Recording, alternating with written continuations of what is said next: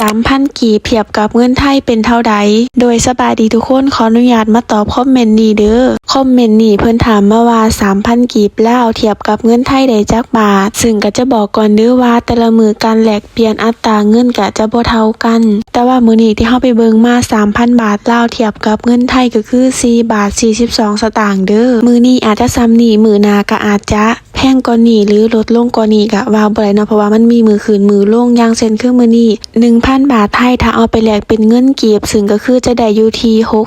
678,000 กีบก็คือตามนี้เลยเด้อก็คืออย่างที่ว่าเลยแต่ละมือการแลกเปลี่ยนอัตราเงินก็จะบ่เท่ากันแต่ขอแนะนำเลยว่าถ้าผู้ใดอยากรวยก็คือต้องไปเที่ยวลาวเด้อพออยู่นี่เจ้าอาจสิได้จับแต่เงินพันเงินหมื่นแต่เจ้าไปลาวเจ้าอาจจะได้จับทั้งเงินล้านแล้วก็เงินแสนเพราะฉะนั้นแล้วไปเที่ยวลาวบ่ต้องพกเงินไปหลายเพียงแต่ 10,000 เจ้าก็ได้จับเงินล้านแล้วล่ะบอกมาฮอดนี้แล้วก็อย่าลืมไปเที่ยวในเด้อไปเที่ยวก็อย่าลืมไปทั้งภาคใต้ในเด้อสำหรับคลิปนี้เฮาก็คือจะขอตัวไปกินข้าวก่อนเด้อซุมเจ้ามื้อนี้ก็คือกินเสสวนมากินน้ำกันเด้อไปดอกบ๊ายบายเอาไว้พบกันคลิปหน้าเด้อ